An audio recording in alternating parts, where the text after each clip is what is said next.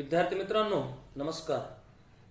कैलासवासी रमेश वरपुडकर महाविद्यालय व माजी विद्यार्थी प्रतिष्ठानचा समन्वयक या नात्याने मी सर्वप्रथम महाविद्यालयामध्ये प्रवेश घेतलेल्या सर्व विद्यार्थ्यांचे मनापासून हार्दिक स्वागत करतो. विद्यार्थी मित्रांनो, आपल्याला हे माहीतच आहे की माणसाच्या प्रगतीमध्ये किंवा माणसाला घडवण्यामध्ये शिक्षणाचा फार मोठा वाटा आहे. आज जी काही मानवानं प्रगती केली ती शिक्षणाच्या जोरावर केलेली, आपल्याला या ठिकाणी दिसून येते. आणि त्यामुळं मग आपण जर या अनुषंगाने विचार केला तर शिक्षणाला आपण तिसरा डोळा असं म्हणतो. जे न देखे रवी ते देखे कवी, असं कवीच्या बाबतीमध्ये म्हटलं जातं पहा, की ज्या ठिकाणी सूर्य पोहोचत नाही त्या ठिकाणी पोहोचण्याचं काम कवी करतो. तशाच प्रकारचं काम शिक्षण हे करत असतं पहा. डोळ्यांच्या पलीकडच्या गोष्टी शिक्षणामुळे आपल्याला काय होतात पहा, ज्ञात होतात. आणि त्यामुळे हे शिक्षणाचं महत्त्व ओळखून आजपर्यंत अनेकांनी शैक्षणिक संस्था स्थापन केल्या. सोनपेठ नगरीमध्ये स्वर्गीय राजाभाऊजी कदम साहेब यांनी हनुमान शिक्षण प्रसारक मंडळाची स्थापना करून त्या अंतर्गत या पंचक्रोशीतील मुलांना शिक्षण मिळावं म्हणून कैलासवासी रमेश वरपुडकर महाविद्यालय हे उच्च शिक्षणाच्या बाबतीमध्ये स्थापन केलं. अतिशय किरायाच्या जागेमध्ये चालणारे हे महाविद्यालय आज फार मोठ्या इमारतीमध्ये या ठिकाणी आपल्याला दिसतं पहा. या महाविद्यालयाने फार मोठ्या प्रमाणामध्ये काय केले पहा, प्रगती केलेली. महाविद्यालयाची स्थापना होऊन जवळजवळ 25 वर्षाचा कालावधी लोटलेला आहे. आणि या काळामध्ये या महाविद्यालयामधून BA, BCom, BSc अशा मुक्त विद्यापीठाच्या अनेक पदव्या संपादन करून मुलं या ठिकाणी काय झालेत पहा, बाहेर पडलेले आपल्याला दिसून येतात. हे ज्या पदव्या संपादन करून बाहेर पडलेले जे विद्यार्थी आहेत त्या विद्यार्थ्यांनी माजी विद्यार्थी प्रतिष्ठान ही संघटना या ठिकाणी काय केली पहा, स्थापन केलेली. माजी विद्यार्थी प्रतिष्ठान या संघटनेमध्ये प्रामुख्याने महाविद्यालयामध्ये पदव्या संपादन करून बाहेर पडलेले जे विद्यार्थी या 25 वर्षाच्या कालावधीमध्ये वेगवेगळ्या क्षेत्रामध्ये हे विद्यार्थी आपल्याला काम करताना दिसतात पहा. मग प्रशासकीय क्षेत्र असेल, राजकीय क्षेत्र असेल, सामाजिक क्षेत्र असेल किंवा व्यापार विषयक क्षेत्र असेल किंवा सुधारित शेती, याही अनुषंगानं अनेक विद्यार्थी आपल्याला या ठिकाणी काम करताना दिसतात. काही विद्यार्थ्यांनी मानाच्या आणि मोक्याच्या जागा देखील पटकावलेल्या दिसतात पहा. अशा विद्यार्थ्यांनी स्थापन केलेले काय पहा, संघटन आहे. या संघटनेचं सगळ्यात महत्वाचं वैशिष्ट्य म्हणजे धर्मादायाकडे स्वतंत्र नोंद आहे पहा. जी संघटना आपण स्थापन केली याची धर्मादायाकडे आपण स्वतंत्रपणे नोंद केलेली. याशिवाय या संघटनेचं स्वतंत्र असं खातं आहे आणि त्यांचं अंकेक्षण देखील दरवर्षी आपण करत असतो पहा. आता माजी विद्यार्थी प्रतिष्ठान जे आपण स्थापन केले त्याचे काही पदाधिकारी लक्षात घ्या.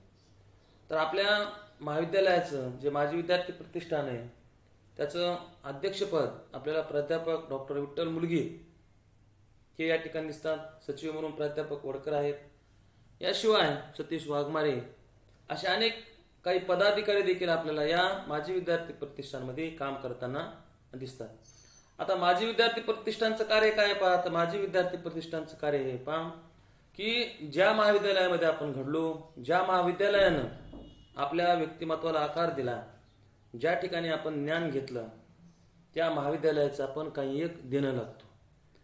आणि त्यामुळं या महाविद्यालयामधील जे गरीब होतकरू विद्यार्थी ज्यांच्यापर्यंत आपण आणखीन पोहोचलो नाही, त्यांचं आर्थिक मुळे त्यांचं नुकसान होऊ नये म्हणून माजी विद्यार्थी प्रतिष्ठानमधले जे विद्यार्थी जे पदाधिकारी ते काय करतात पहा, प्रामुख्यानं आर्थिक मदत करतात. नुसती आर्थिक मदतच नाही तर जे विद्यार्थी वेगवेगळ्या पदावर आहेत ते विद्यार्थी येऊन त्या त्या क्षेत्रामधला अनुभव आपल्या महाविद्यालयातील विद्यार्थ्यांना या ठिकाणी मांडू शकतात पहा. आणि त्यामुळे आपल्याला असं दिसतं पहा की माजी विद्यार्थी प्रतिष्ठान मध्ये असणारे जे सदस्य हे महाविद्यालयाचे माजी विद्यार्थी आणि ते माजी विद्यार्थी महाविद्यालयामध्ये येऊन आर्थिक मदत तर करतातच, त्याबरोबर या ठिकाणी असणारे जे विद्यार्थी त्यांना आपापल्या क्षेत्रात काम करताना आलेले अनुभव देखील ते या ठिकाणी विशद करू शकतात. म्हणजे निव्वळ आर्थिक स्वरूपामध्येच मदत नाही, तर आपण कसं घडलो, विद्यार्थ्यांनी कशी मेहनत घ्यावी, अभ्यास कसा करावा, या अनुषंगाने ते मार्गदर्शन करू शकतात. आज आपल्याला असं दिसतं पहा की आमच्या महाविद्यालयाचे अनेक विद्यार्थी CA झालेले आहेत, त्याचबरोबर काही PS आहेत, काही बँकेमध्ये पदाधिकारी आहेत, काही प्राध्यापक आहेत, त्याचबरोबर काही व्यापारिक क्षेत्रामध्ये देखील त्यांनी आपलं नावलौकिक केलेलं आपल्याला दिसून येतं. काही शेतकरी आहेत, याशिवाय काही जणांनी छोटे मोठे उद्योगधंदे देखील टाकलेले आपल्याला दिसून येतात. तर माजी विद्यार्थी प्रतिष्ठानच्या माध्यमातून आपण प्रामुख्यानं या महाविद्यालयाशी आपण काही देणं लागतो या उदात्त हेतूनं माजी विद्यार्थी काय करतात पहा, या संघटनेच्या माध्यमातून नवीन येणाऱ्या मुलांना मदत करण्याचा काय करतात पहा, प्रयत्न करतात. माजी विद्यार्थी प्रतिष्ठानच्या वतीने दरवर्षी आपण पालक मेळावा घेतो आणि मग या पालक मेळाव्यामध्ये जे विद्यार्थी या माजी विद्यार्थी प्रतिष्ठान संघटनेचे सदस्य आहेत ते सर्व पदाधिकारी या ठिकाणी येतात. पालक मेळाव्याच्या निमित्तानं त्या ठिकाणी मग आपण गुणवंत विद्यार्थ्याचा सत्कार करतो आणि या ठिकाणी एकंदरीतच आपण वर्षभरामध्ये केलेलं कार्य असेल किंवा एकूण कार्याचं पाढा त्या ठिकाणी वाचत असतो पहा. आणि त्यामुळं महाविद्यालयाच्या प्रगतीमध्ये माजी विद्यार्थी प्रतिष्ठान याचं देखील अत्यंत महत्त्वाचं असं योगदान आहे पहा. मी या निमित्तानं महाविद्यालयाचे जे काही माजी विद्यार्थी आहेत की ज्यांनी आणखीनही सदस्य म्हणून नोंद केलेली नाही, अशा विद्यार्थ्यांनी माजी विद्यार्थी प्रतिष्ठानचं सदस्यत्व स्वीकारून या प्रतिष्ठानला जास्तीत जास्त कशा प्रकारे आपल्याला मदत करता येईल, ज्या महाविद्यालयानं आपलं घडवलं त्याला आपण फुल नाही फुलाची पाकळी म्हणून काय मदत करू शकतो, या अनुषंगानं त्यांनी काय करावं पहा, मी त्यांना या ठिकाणी आवाहन करतो. धन्यवाद.